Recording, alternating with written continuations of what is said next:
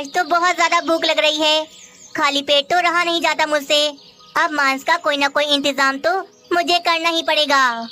भूख से परेशान होकर बाजू चील यहाँ वहाँ भटकती रहती है, क्योंकि उसे हमेशा से ही ताज़ा मांस पसंद था, जिस कारण वे कभी भी पैसों से मांस खरीद कर नहीं खाती थी। अगर चाहूँ तो बाजार से मांस खरीद कर खा सकती हूँ, परंतु वो तो 3-4 दिन पुराना होता है और मुझे तो बस ताज़ा मांस ही पसंद है। यहाँ वहाँ भटकती हुई बाजू चील जा रही थी, तभी उसे एक जगह पर उसकी दोस्त राशि चील नजर आती है। अरे ये राशि चील यहाँ पर क्या कर रही है? चलो आज फिर किसी पक्षी को बेवकूफ बनाकर उसका ताज़ा मांस खाऊंगी। चलो एक काम करती हूँ, आज उस मीनू चिड़िया को ही अपना शिकार बना लेती हूँ। बहुत ज्यादा चालाक बनती है ना वो, पर आज वो मुझसे नहीं बच सकेगी। बाजू चील भी बैठी ये सारा कुछ सुन रही थी। ये कैसे उस चिड़िया को अपने जाल में फंसाएगी? वो तो बहुत ही चालाक है। वो तो कभी मेरे हाथ न लग सकी, तो इसके हाथ क्या लगेगी? राशि चील अपने मोबाइल फोन से मीनू चिड़िया को कॉल करती है, पर आज वे कबूतर की आवाज निकालकर मीनू चिड़िया को अपने जाल में फंसाने वाली थी। हेलो हेलो मीनू चिड़िया, मैं कबूतर बोल रहा हूँ, तुम्हारा कबूतर भैया। हाँ कबूतर भाई, बोले बोले, कैसे याद किया आपने मुझे? अरे मीनू चिड़िया, थोड़ी सी मदद की जरूरत थी तुम्हारी। मैं पैसे ले जाना भूल गया हूँ और मुझे अभी के अभी दूसरे जंगल जाना है। मैं अभी पहाड़ों की तरफ हूँ। अगर पैसे लेने के लिए वापस अपने जंगल में आऊँगा तो आने जाने में मुझे बहुत समय लग जाएगा। ओहो कबूतर भाई, पैसे ले जाना भूल गए। पर चले कोई बात नहीं, मैं आती हूँ आपके पास। पर ये तो बताएं, आप हैं कहाँ पर? मीनू चिड़िया, पहाड़ों की तरफ जो सूखे पेड़ लगे हैं, मैं वहीं पर ही खड़ा हूँ। तुम जल्दी से आ जाओ पैसे लेकर। अच्छा अच्छा, आती हूँ। आप बस फोन रखें, मैं बस अभी आई। राशि चील ने तो हूबहू कबूतर की आवाज निकालकर मीनू चिड़िया को बेवकूफ बना दिया था। मीनू चिड़िया को कुछ पता नहीं चलता, वे अपने घर से पैसे लेकर निकल जाती है। अब से कुछ देर के बाद मीनू चिड़िया खुद मेरे पास चल कर आएगी और मैं उसका मांस खूब मजे ले लेकर खाऊंगी। कितना मजा आएगा। वाकई में मैं बहुत चालाक चील हूँ, जो मैंने उस मीनू चिड़िया को बेवकूफ बना दिया। हाय रे, ये राशि चील तो मुझसे भी बहुत चालाक निकली। यहाँ मैं ताजे मांस के लिए सुबह से भूखी बैठी हूँ और इसके पास तो खुद ही शिकार चल के आ रहा है। बाजू चील सुबह से भूखी थी, उसके मन में मीनू चिड़िया के ताजे मांस को खाने की लालच पैदा हो जाती है। हाय रे राशि चील, गजब हो गया। 1 घंटे से तुम्हें ही ढूंढ रही हूँ और तुम यहाँ पर छुप कर बैठी हो। क्या हो गया बाजू चील? आखिर ऐसा कौन सा तूफान आ गया जो तुम मुझे इस तरह से ढूंढ रही हो? राशि, मैं तुम्हारे घर के पास बैठी थी, तभी मैंने तुम्हारे घर के पास से एक बड़े से सांप को जाते हुए देखा। बहुत बड़ा सांप था और बहुत खतरनाक भी। मैं तो उसे जैसे कैसे बचकर यहाँ पर आ गई, पर वे सांप अभी भी तुम्हारे घर के आसपास ही है। क्या ये बड़ा सा सांप मेरे घर के पास घूम रहा है? अरे बाप रे, मेरे घर में तो मेरे बच्चे भी हैं। हाँ वही तो राशि, मैं तुम्हें यही बताने आई हूँ कि तुम अभी के अभी अपने घर के पास जाओ और अपने बच्चों को बचाओ उस सांप से। जाना तो पड़ेगा। मीनू चिड़िया के ताजे मांस की वजह से मैं अपने बच्चों की जान खतरे में नहीं डाल सकती। ना बाबा ना, जान है तो जहान है। मुझे अपने बच्चों को बचाना होगा जाकर। राशि चील फिर भागी भागी अपने बच्चों के पास अपने घर चली जाती है। चली गई। मुझसे चालाक भी कोई हो सकता है क्या? अब मैं करूंगी उस चिड़िया का शिकार और उसका ताजा मांस मजे ले लेकर खाऊंगी। बाजू चील तो बहुत ज्यादा खुश थी और अब वे मीनू चिड़िया के आने का इंतजार कर रही थी। वहीं मीनू चिड़िया भी पैसे लेकर पहाड़ों की तरफ जा रही थी कि तभी उसे रास्ते में कबूतर नजर आ जाता है। अरे कबूतर भाई, तुम यहाँ जंगल में क्यों आ गए? देखो, तुमने पैसे मंगवाए थे तो मैं तुम्हें देने आ रही थी। अरे क्या कह रही हो मीनू चिड़िया? कौन से पैसे? मैंने कौन से पैसे मंगवाए? मैं तो अभी अभी सोकर उठा हूँ, पर ऐसा लग रहा है तुम नींद में हो और कोई सपना देख रही हो। यार कबूतर भाई, आप मजाक क्यों कर रहे हो? आपने खुद ही तो मुझे फोन करके कहा था कि आपको पैसों की जरूरत है। अरे मैं सच कह रहा हूँ मीनू चिड़िया, मैंने तुम्हें कोई फोन नहीं किया। अगर यकीन नहीं आ रहा तो जाकर मेरी पत्नी से पूछ लो। सोचने वाली बात है, अगर आपने मुझे फोन नहीं किया तो कबूतर भाई, आपकी आवाज में मुझसे बात कौन कर रहा था? मुझे तो कोई गड़बड़ लगती है। मैं तो कहता हूँ मीनू चिड़िया, तुम अपने घर जाओ और पहाड़ों की तरफ ना जाओ। पर अगर मैं घर चली गई तो मुझे कैसे पता चलेगा कि आपकी आवाज में मुझसे कौन बात कर रहा था? अच्छा मीनू चिड़िया, तुम जाओ, परंतु हाँ, मिट्ठू महाराज के एक सैनिक को अपने साथ जरूर लेकर जाना। क्या पता तुम्हें वहाँ पर किसी ने नुकसान पहुँचाने के लिए बुलाया हो। अगर सैनिक को साथ लेकर जाओगी तो जरूर वो तुम्हारी मदद करेगा। कबूतर की बात मानकर मीनू चिड़िया मिट्ठू महाराज के महल चली जाती है। महल में आकर मीनू चिड़िया उल्लू सैनिक को सारी की सारी बात बताती है। अच्छा ऐसी बात है, ठीक है मीनू चिड़िया, तुम वहाँ पर जाओगी और जरूर जाओगी। मैं तुम्हारे पीछे पीछे आऊंगा, देखता हूँ तुम्हें कौन नुकसान पहुँचाता है। मीनू चिड़िया अब उल्लू सैनिक को साथ लेकर पहाड़ों की तरफ सूखे पेड़ों के पास चली जाती है। मैंने घर के आसपास सब जगह देख लिया, पर वे सांप तो यहाँ पर कहीं पर भी नहीं है। जरूर उस बाजू चील ने मुझसे मेरा शिकार छीनने के लिए ये झूठ बोला होगा। गुस्से में राशि चील वापस वहीं चली जाती है जहाँ पर मीनू चिड़िया आने वाली थी। कहाँ रह गई? आ भी जाओ ना चिड़िया, अब भूख से मेरे पेट में चूहे दौड़ रहे हैं। कुछ ही देर में मीनू चिड़िया सूखे पेड़ के पास पहुँच जाती है और राशि चील तो छुपकर ये सारा कुछ देख रही थी। कबूतर भाई, कबूतर भाई, कहाँ हो आप? देखो मैं पैसे लेकर आ गई। तभी अचानक बाजू चील हमला करती है और मीनू चिड़िया के सामने आ जाती है। कौन कबूतर? कोई यहाँ पर नहीं है। तुम्हें तो तुम्हारी मौत खुद यहाँ पर खींच लाई। बहुत चालाक बनती हो ना तुम, आज तक मेरे हाथ न लग सकी, पर आज मैं तुम्हें अपना शिकार बनाकर रहूंगी, तुम्हें छोड़ूंगी नहीं। इसका मतलब तुमने मुझे धोखे से यहाँ पर बुलाया। हाय रे बाजू चील, मुझे जाने दो, मुझे जाने दो यहाँ से। ऐसे कैसे जाने दूं? हर बार मुझसे बचकर भाग जाती है, पर इस बार नहीं। इस बार तुझे बचाने वाला यहाँ पर कोई नहीं। जैसे ही बाजू चील मीनू चिड़िया पर हमला करने लगती है तो पीछे से उल्लू सैनिक अपनी नोकीली सी बाला बाजू चील के पीठ में घुसोड़ देता है और बस बाजू चील का वहीं पर ही काम तमाम हो जाता है और बाजू चील उसी समय ही मर जाती है। बहुत बढ़िया उल्लू सैनिक, आज आपने मेरी जान बचा ली और इस जालिम बाजू चील को भी सजा मिल गई। मीनू चिड़िया और उल्लू सैनिक वहाँ से चले जाते हैं, पर राशि चील तो ये सब देखती ही रह जाती है। हाय रे, कितनी चालाक चिड़िया है, अपने साथ सैनिक को लेकर आई थी। सही कहते हैं, जो होता है अच्छे के लिए होता है। जाल मैंने बिछाया और मर गई बाजू चील। राशि चील बाजू चील का अंजाम देखकर बहुत ज्यादा डर जाती है और अब वे पक्षियों का मांस खाना हमेशा हमेशा के लिए छोड़ देती है। मीनू चिड़िया, मैं बहुत ज्यादा खुश हूँ। बस कुछ ही दिनों के बाद हमारे अंडों से बच्चे बाहर आ जाएंगे। उसके बाद हमारे घोंसलों में बच्चों की आवाजें ही आवाजें होंगी। वहीं बराबर में तोती ने भी 5 अंडे दिए हुए थे। बस फिर तोता नया घोंसला बनाने के लिए तिनके जमा करने चला जाता है। तोती अपने अंडों को घोंसले में ही छोड़कर भोजन लेने चली जाती है। चलो भोजन तो ढूंढ लिया, अभी काम करती हूँ। ये भोजन ले जाकर सोनू चिड़े को खेत में दियाती हूँ। मीनू चिड़िया भी भोजन लेकर सोनू चिड़े को देने खेत चली जाती है। आज जंगल में हवाएं थोड़ी तेज चल रही थीं। मीनू चिड़िया के घोंसले का पेड़ थोड़ा ऊंचा था। तेज हवा से मीनू चिड़िया के अंडे जोर जोर से हिल रहे थे। तभी अचानक एक अंडा घोंसले से लुढ़कता हुआ नीचे तोती के घोंसले में आकर गिर जाता है।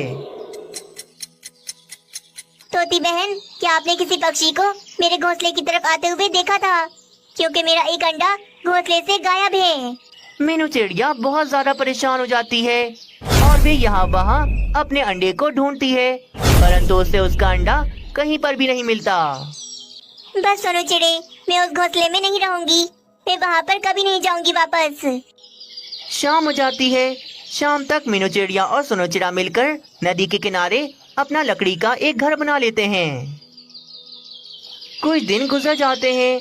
तोती अपने सभी अंडों का बहुत अच्छे से ख्याल रख रही थी, पर आज वे दिन आ ही गया था जिस दिन तोती के अंडों में से उसके बच्चे बाहर आ जाते हैं। मम्मा, मेरी मम्मा, मेरी प्यारी मम्मा। 5-5 अंडों में से छोटे छोटे तोते निकले थे, परंतु छठा अंडा तो अभी तक टूटा ही नहीं था। अरे वाह, मुझे तो यकीन नहीं आ रहा। मैं 5-5 बच्चों का बाबा बन गया। फिर वे छठा अंडा भी टूट जाता है, परंतु उस अंडे में से तोता नहीं बल्कि नन्हा सा चिड़ा निकलता है। उसे देखकर दोनों पति पत्नी तो काफी ज्यादा हैरान रह जाते हैं। तोते जी ये क्या? ये मेरे अंडे में से चिड़िया का बच्चा कैसे निकल गया? अरे अरे, मैं इसका बाबा नहीं हूँ, मैं तो तोता हूँ तोता। ना जाने ये बच्चा कहाँ से आ गया। अरे हाँ, कहीं ऐसा तो नहीं ये बच्चा मीनू चिड़िया का हो। जिसका भी हो, हमें क्या करना है? हम भला इसे क्यों पालेंगे? मम्मा, मुझे भूख लगी है, मुझे बहुत जोरों से भूख लगी है। कोई भोजन वोजन नहीं है, एक थप्पड़ मारूंगी जोर से। चल निकल जा मेरे घोंसले से, तो मेरा बेटा नहीं। तोती तो गुस्से में नन्हे चिड़े को अपने घोंसले से निकाल देती है। वे बेचारा चिड़ा उदास होकर वहाँ से चला जाता है। मम्मा, मेरी मम्मा कौन है? मेरी मम्मा मुझे छोड़कर कहाँ चली गई? उस बच्चे को पता ही नहीं था कि उसकी मम्मा कैसी दिखती हैं। वे बुलबुल को देखकर उसे अपनी मम्मा समझने लगता है। ये है मेरी मम्मा। अरे वाह मम्मा, आपका घर तो बहुत बड़ा है। अरे बाप रे, मेरी तो अभी तक शादी भी नहीं हुई। अरे ओ बच्चे, ये तुम क्या बोल रहे हो? मैं तुम्हारी कोई मम्मा नहीं हूँ, आप ही मेरी मम्मा हो। मैं जानता हूँ, अब से मैं इसी घर में रहूंगा।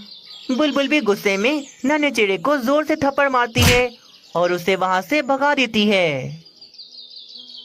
वो भी मेरी मम्मा नहीं है तो कौन है मेरी मम्मा? कोई मुझसे प्यार नहीं करता, मैं जाऊँ तो कहाँ जाऊँ? नन्हा चिड़ा थोड़ा और आगे जाता है तो उसे कालू कौवे का घर नजर आता है। सामने ही कालू कौवा राजू कौवे के साथ बैठा हुआ था। हाँ, आप ही मेरी मम्मा हो, है ना? मैंने सच कहा ना? अरे पागल तो नहीं हो गया? ये क्या बोल रहा है? मैं तुम्हारी मम्मा कैसे हो सकता हूँ? मैं तो कौवा हूँ, कौवा। कालू जी, इसने तो आपको लड़की ही बना दिया। अगर आप मेरी मम्मा नहीं हो तो फिर आप हो। हाँ, मेरी मम्मा आप हो। कालू जी, लगता है ये बच्चा पागल हो गया है, इसे निकालें यहाँ से। रानी कौवी गुस्से में उसे पूंछ से पकड़कर दूर फेंक देती है। बेचारे नन्हे चिड़े को बहुत जोर से लगती है। वे काफी ज्यादा उदास हो जाता है। वहीं दूसरी तरफ मीनू चिड़िया अपने दूसरे अंडे को ही हर वक्त याद करती रहती थी। काश कि मेरे अंडे को ची लेकर ना जाती, तो आज मेरे पास मेरे 2-2 बच्चे होते। चले मम्मा, हम नदी में नहाने चलते हैं, मुझे बहुत गर्मी लग रही है। मीनू चिड़िया सोनू चिड़िया को नदी के पास नहलाने ले जाती है। मैं बिल्कुल अकेला हूँ, मुझसे कोई प्यार नहीं करता। जहाँ जाता हूँ मुझे मारकर भगाते हैं। नन्हा चिड़ा नदी के पास खड़ा हुआ था। वे पानी में अपना अक्स देखता है। मैं जिन जिन को अपनी मम्मा कह रहा था, मैं तो उनसे बहुत अलग हूँ, उनके जैसा नहीं हूँ। आखिर मेरी मम्मा कौन है? अब बेचारा बच्चा बहुत ज्यादा परेशान हो गया था और अपनी मम्मा को ढूंढता ढूंढता वे हिम्मत हार चुका था। मुझे नहीं रहना इस दुनिया में, मैं अकेले रहकर क्या करूँगा? मेरे पास कोई नहीं है, कोई मुझसे प्यार नहीं करता। नन्हा चिड़ा नदी के पानी में छलांग लगा देता है। उसे तैरना नहीं आता था, वे तो डूबने लगता है। अरे मामा, वो देखो, नदी के पानी में कोई है जो डूब रहा है, हमें उसे बचाना होगा। ये देखकर मीनू चिड़िया भागी भागी जाती है और नदी के पानी में छलांग लगा देती है। मीनू चिड़िया को पता ही नहीं था कि उसने जिस बच्चे की जान बचाई है वे बच्चा तो उसी का है। क्या आप मेरी मम्मा हो? मैंने पूरे जंगल में ढूंढ लिया, पर मुझे मेरी मम्मा कहीं पर भी नहीं मिली। बेटा, तुम्हारी मम्मा कहाँ है? तुम्हें याद नहीं कि तुम्हारी मम्मा कैसी दिखती हैं? मैं जब अंडे से बाहर आया तो मैंने तोती आंटी को देखा, जो मेरी मम्मा नहीं थी। उन्होंने मुझे मार मार कर घोंसले से भी निकाल दिया। मैं बहुत से पक्षियों के पास गया, पर उनमें से कोई भी मेरी मम्मा नहीं है। ये सब सुनकर मीनू चिड़िया समझ आती है कि ये उसी का बच्चा है। खुशी के मारे मीनू चिड़िया उस बच्चे को अपने गले से लगा लेती है। मेरा प्यारा बेटा, हाँ, मैं ही तुम्हारी मम्मा हूँ, मुझे माफ करना, मैंने तुम्हें इतनी देर से ढूंढा। नन्हे चिड़े को उसकी माँ मिल जाती है। वे तो बहुत ज्यादा खुश हो जाता है। अरे वाह, मेरा ये सपना पूरा हो गया कि मैं अपनी जमा पूंजी से अपना घर खरीदूं, और आज मैंने अपना घर खरीद लिया। बूढ़ा तोता अपनी कमाई की सारी जमा पूंजी लगाकर पेड़ पर अपना एक घर खरीद लेता है। मेरे दोनों बेटे जब ये घर देखेंगे तो बहुत ज्यादा खुश हो जाएंगे। बूढ़ा तोता खुशी खुशी अपने बेटों के पास जा रहा था, तभी अचानक उसे चक्कर आते हैं और वे नीचे गिर जाता है। सामने से ही एक बड़ा सा टेम्पो तेजी में आ रहा था। वे टेम्पो तो बेचारे तोते को मारता हुआ चला जाता है। ये सब देखकर भागी भागी मीनू चिड़िया वहाँ पर आती है। तोते अंकल, पता नहीं नशा करके गाड़ी चलाते हैं। बेचारे तोते अंकल को टेम्पो वाला मार कर चला गया। बूढ़ा तोता तो बेचारा बहुत ज्यादा जख्मी हो गया था। बेटी बेटी, अब मेरा समय आ गया है, मैं नहीं बच पाऊंगा। नहीं नहीं तोते अंकल, ऐसा ना बोले, मैं आपको अभी वैद्य जी के पास लेकर जाती हूँ। नहीं नहीं बेटी, अब समय नहीं रहा, मेरी सांसें कम हो रही हैं। मेरी बात सुनो, मेरी बात गौर से सुनो, मुझे तुमसे बहुत जरूरी बात करनी है। क्या तुम मेरी ये बात मेरे बेटों तक पहुँचा दोगी? हाँ हाँ जरूर तोते अंकल, आप जो भी कहेंगे मैं उन्हें जाकर जरूर बताऊंगी। चिड़िया बेटी, मेरे दोनों बेटों को बता देना कि नदी के किनारे मैंने उन दोनों के लिए एक घर खरीदा है। मैं आज ही उन्हें सरप्राइज देना चाहता था, परंतु शायद मेरे नसीब में आज मौत लिखी है। मैं बता दूंगी, आप चिंता न करें, आपके दोनों बेटों को मैं उस घर के बारे में बता दूंगी। बूढ़े तोते की सांसें कम होने लगती हैं और आहिस्ता आहिस्ता वे बूढ़ा तोता अपना दम तोड़ देता है। तोते अंकल, हाय रे, उस दुष्ट टेम्पो वाले ने बेचारे तोते अंकल की जान ले ली। बूढ़े तोते के दोनों बेटे अपने पिता की मौत पर काफी ज्यादा गम में थे। तोते भैया, मुझे आपसे कुछ बात करनी है। आपके पापा ने मुझसे मरते समय कहा था कि मैं आप दोनों भाइयों को ये बात बता दूं। कौन सी बात मीनू चिड़िया? बाबा ने कौन सी बात बताने को कहा था तुम्हें? तोते अंकल ने आप दोनों भाइयों के लिए नदी के किनारे पेड़ पर एक घर खरीदा है। वो तो आप दोनों को सरप्राइज देना चाहते थे, परंतु उनका एक्सीडेंट हो गया और उनकी जान चली गई। क्या वाकई में बाबा ने हमारे लिए घर खरीदा है? हाँ तोते भैया, आप बड़े हो इसीलिए पहले मैंने आपको बताया है। अभी मुझे आपके छोटे भाई बंटी तोते को भी जाकर ये बात बतानी है। बड़ा भाई तो थोड़ा चालाक था, वे तो बस अपने बारे में सोच रहा था। अरे वाह, ये बात तो मुझे पता ही नहीं थी कि बाबा ने हमारे लिए घर खरीद के रखा है। वाह भाई, बाबा तो बहुत ही बढ़िया काम कर गए। पर ये बात बंटी तोते को पता नहीं है। मैं उस घर पर अकेले ही कब्जा कर सकता हूँ। अच्छा मैं चलती हूँ, मुझे ये बात जाकर बंटी तोते को भी बतानी है। रुको मीनू चिड़िया, तुम ना जाओ उसके पास, मैं खुद अपने भाई के पास जाकर ये बात बता दूंगा। हाँ चलो, ये बात भी ठीक है, अब खुद ही जाकर तुम मुझसे ये बात बता देना। मीनू चिड़िया वहाँ से चली जाती है। उधर बंटी तोता उदास होकर अपने बड़े भाई के पास जा रहा था और इधर वे बड़ा वाला भाई आकर घर की सारी बात अपनी पत्नी को बताता है। अरे जी, ये तो बहुत ही अच्छा काम किया जो मीनू चिड़िया को रोक दिया। अभी ये घर वाली बात बंटी तोते को नहीं पता। हम उस घर पर कब्जा कर सकते हैं और वे घर हमारा हो सकता है। परंतु तोती, कहीं मैं कुछ गलत तो नहीं कर रहा हूँ ना? बाबा ने तो वो घर हम दोनों भाइयों के लिए लिया था। अरे नहीं जी, आप कुछ गलत नहीं कर रहे। आप खुद ही सोचो, बंटी तोता तो अकेला है, ना ही उसकी पत्नी है और ना ही उसके बच्चे। परंतु आपकी तो पत्नी है और 2 बच्चे भी। आपको तो उस घर की बहुत जरूरत है। ये बात तो तुम ठीक कह रही हो। मैं अपने भाई को यही बताऊंगा कि वो घर मैंने अपने पैसों से खरीदा है। झाड़ियों के पीछे से बंटी तोता भी ये सारी बातें सुन रहा था। तोते भैया, आप मेरे साथ ऐसा करोगे? मैंने कभी नहीं सोचा था। बाबा के खरीदे हुए घर पर आप कब्जा करना चाहते हो, पर ऐसा मैं होने नहीं दूंगा। आखिर उस घर पर मेरा भी हिस्सा है। अरे बाप रे, ये कहाँ से आ गया? सारे प्लान पर पानी फिर गया। अरे यार बंटी, तुम खुद सोचो यार, तुम तो अकेले हो, तुम्हें घर की क्या जरूरत? मेरे तो बीवी बच्चे हैं और मैं यहाँ घोंसले में रहता हूँ। मुझे तो घर की बहुत ज्यादा जरूरत है। तोते भैया, आप मेरे बड़े भाई हो, मेरे बाबा की जगह हो, पर आपने मेरा ना सोचा। मेरी भी शादी होगी, मुझे भी घर की बहुत जरूरत है। ये बात सुनकर बड़े वाले भाई को गुस्सा आ जाता है और दोनों भाइयों की लड़ाई शुरू हो जाती है। मैंने कह दिया ना, वो घर मेरा है तो मेरा है। उस घर के करीब न जाना। अगर उस घर के करीब नजर आए तो तुम्हारी हड्डी पसली तोड़ दूंगा। ओ भाई, मुझे धमकी ना देना। मेरे साथ धोखा करने वाले को मैं अपना भाई नहीं मानता। और मैं कह दूं, वो घर मेरा है। उस घर में सिर्फ और सिर्फ मैं रहूंगा।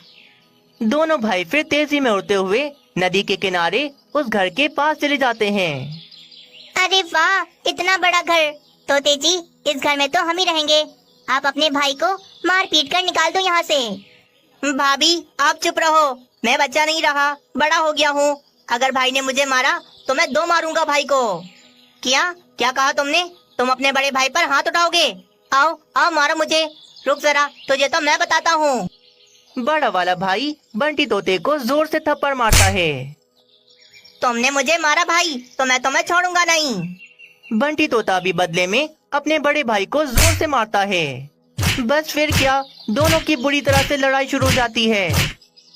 लड़ाई की आवाजें सुनकर जंगल के सभी पक्षी वहाँ पर जमा हो जाते हैं। हाय रे, ये सब क्या हो रहा है? पिता की मौत को 2 दिन नहीं गुजरे और यहाँ दोनों भाई एक दूसरे को मार रहे हैं।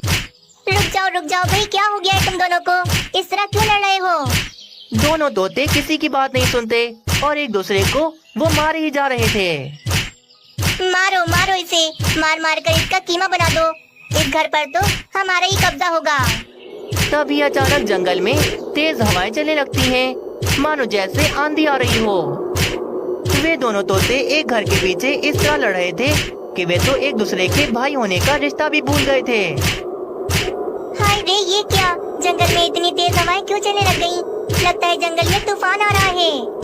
अरे दोनों भाई आपस में इस तरह लड़ रहे हैं तो तूफान तो आना ही है ना। हवा तो बहुत तेज चल रही थी, जिस कारण पेड़ भी बहुत जोर जोर से हिल रहे थे।